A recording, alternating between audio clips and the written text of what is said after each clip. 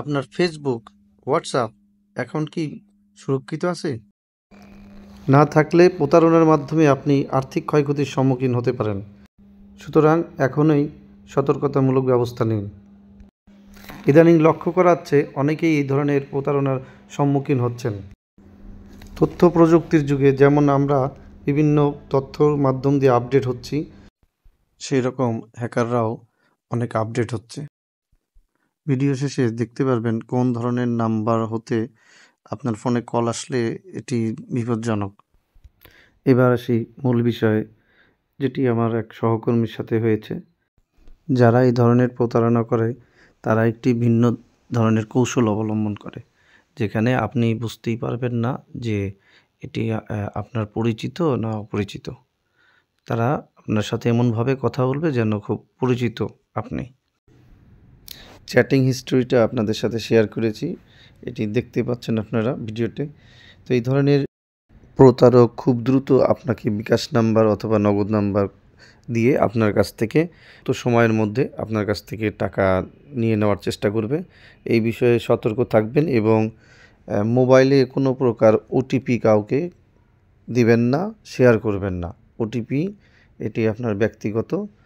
আর হচ্ছে ফেসবুকের পাশাপাশি মাঝে মধ্যে হোয়াটসঅ্যাপ হ্যাক করে ওই হোয়াটসঅ্যাপের সাথে যাদের সাথে আপনি কথা বলেছেন, চ্যাটিং করেছেন, আপনার প্রিয়জন, তাদের সাথে চ্যাটিং করে অনেক সময় অনেক টাকা হাতিয়ে নিচ্ছে। এটিও আরেকটি প্রতারণার ফাঁদ। অবশ্যই এই ধরনের আর্থিক লেনদেনের ক্ষেত্রে যার সাথে আপনি লেনদেন করবেন অবশ্যই তার সাথে ফোনে অথবা সরাসরি যোগাযোগ করে লেনদেন করবেন, সতর্কতা অবলম্বন করে। এই রকম ঘটনা কয়েকদিন ধরে অনেকের সাথেই হচ্ছে। আর এই চক্রটি বছরের বিভিন্ন সময়ে যে অকেশনগুলো আসে, এই অকেশনগুলোর পূর্বেই তারা ফাঁদ তৈরি করে, যেন সাধারণ জনগণ এই ফাঁদে পা দিয়ে ক্ষতিগ্রস্ত হয়, যেন তাদের উদ্দেশ্য হাসিল করা সম্ভব হয়। এখন বলি আইডিটি হ্যাক হয়েছিল কিভাবে।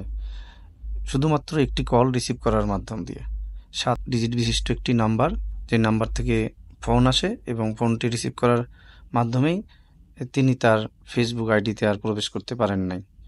পরবর্তীতে তিনি পাসওয়ার্ড পরিবর্তন করে তার আইডিটি ফেরত পেয়ে যান।